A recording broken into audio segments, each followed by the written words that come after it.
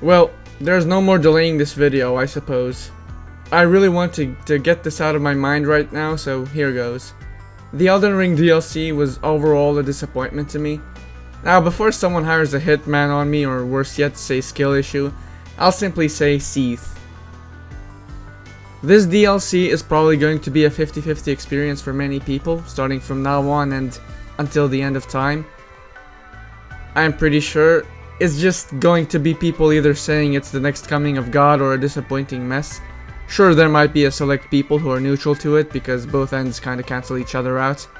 Personally, as much as I don't like the DLC, I still am glad it was made, and the heights it reaches are some decent highs. So as much as I want to say it's the worst thing ever, it is far from it. However, I could make the funny joke that the Radahn final boss was the worst thing ever, because it really was. Like, it was bad. That aside, those who've seen my Elden Ring experience video, you know how the video starts and ends. That's so disappointing. I really wanted to make multiple parts to capitalize on it being recent, but honestly, after the third boss, Mesmer in my case, goated, my enjoyment plummeted. As you've noticed, the start of the video was promising, and once Rolana showed up, it got a bit bad. And then I decided to explore more and, well, come across more reused enemies and bosses, which is amazing. 10 out of 10. Thank you, Miyazaki. Thank you so fucking much, man. Thank you. And that's exactly the issue. I have mentioned it on my text review of the DLC. All I really wanted from an Elden Ring DLC was just a linear section, kind of like Old Hunters. Maybe get a small Limgrave size area filled with not repetitive dogshit mines or caves or catacombs, but some actually great legacy dungeons. Maybe have that map and on each corner there is a legacy dungeon. For the sake of an example, 6 or 7 dungeons and that's it. Or maybe like 3 dungeons that kind of branch out in other optional legacy dungeons, if that makes sense. Like, I legit had no need for an open world, no matter how pretty Scadutree Realm looks. Those blue flower fields, the gravesite plains, the jagged peak, and a few more. Sure, it's subjective, but I do not think I alone share that sentiment. I had enough of open world Elden Ring after 350 hours with 9 different characters. Now to continue regarding my experience video. As seen, I initially wanted to do a part 2 at the bare minimum, but the enjoyment I had was only in short bursts, followed by absolute boredom. The Mesmer fight, while it was an amazing fight and I thought it was very fair compared to Melania at the very least, I gave in due to tilt and just straight up summoned for a fight that I really enjoy, which is not something I do much. I usually summon only for gank fights or agonizing fights, kinda like Malekith or Rolana. Hell, I 3v1'd Rolana because I really wanted to like her, but she was so overtuned I just couldn't bother. And I mention all this because I have an unironic lack of footage. How am I supposed to make a part 2 when I legit only recorded some stuff since I spent a good chunk of time just speeding through necessary stuff? Because I legit got so bored of the open world, it's depressing. I straight up stopped using my mic after Romina, which I really loved, because I just wanted to continue and get the DLC over with, really. If I was to make a part 2, it would probably be 10 minutes of just editing, which completely fucks over what I had in mind from part 1 of recording my reactions and my experience. Now sure, it was a test run of making those types of videos, since I am rather strange when it comes to talking, but I really wanted to give it a shot. And how the hell am I supposed to talk when I am angry at the DLC? Well, sure, it could be entertaining, but sure shit not for me. So that's why I'm making this video. Before I make a review of Dante's Inferno, a better game, I really wanted to get my thoughts out and why part 2 won't be coming, simply due to just not enjoying it.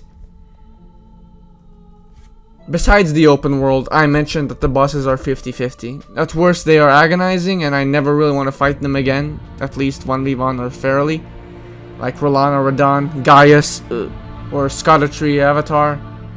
At best, they reach the highs that Elden Ring is known for at times. Bale, Midra, Lion, and Mesmer. Which gets me to the next point. I finished DS3 Cinder's mod by the time this script was made, and the difference is night and day. DS3 still to this day for me has the absolute best bosses that are just beyond fair. Sure, the stinkers stink, like Wyvern and Half-Light. But the bangers bang so hard they destroy the goddamn wall, like 80% of the bosses. Sekiro might have consistent quality overall, but DS3 to me has the best highs and I guess, great averages, if that makes sense. Take Dancer for an example. Compare her to Rolana, a 10-hit combo. Rolana reads inputs, has hyper armor, requires precise dodges, has as much health as an anime protagonist, has 3 phases, one insanely hard-hitting spell, the Twin Moon, and a very fast spell that transitions into the second phase and just uses the Moon Greatsword spell. All that, plus she basically 3-shots you despite the skibbity fragments. No. The Dancer has a 10-hit combo that you can position yourself well and basically not get hit by. It has fair punishes, has an incredible design, well telegraphed moves, is relatively squishy, and can be fought at any time. Like, okay, sure, I won't forget how bad the grab attack is. But my brother in Christ, that is the only issue this fight has. It's actually night and day difference. I would rather fight Dancer every day of my life than fight Rolana. In fact, when I revisit the DLC, I'ma cheese her again 3v1 just because she mentally assaulted me to the point where I'd sue her if she was real. As for Mr. Commander Gayass, easily the most unfun boss in the whole game, maybe even the whole FromSoft catalog. Like, legit, holy shit, I cannot believe they made him and said, yeah, that's he, put him in. Like, what? The design is boring, the moveset is generic, the charge attack is worse than Ebrietta's, the damage he does is wild, the music that plays is just the generic boss theme. I don't know, man. As for Radahn, to say how bad he is would be opening a Pandora's box of me yapping how disappointed I am with the final boss being Radahn instead of someone new. Like, sure, lore, but bro, I wanna fight Godwyn, or at least a part of him. Or hell, make Mikola a gimmick fight, and then the second phase he ascends godhood and just goes insane since he did discard his soul, basically. Make him an actual fight instead of him being put on Radahn and basically spamming the lightning from the Gale fight, alongside Radahn doing 10-hit combos that do AoE. And when I say spamming the lightning, I mean spamming the lightning.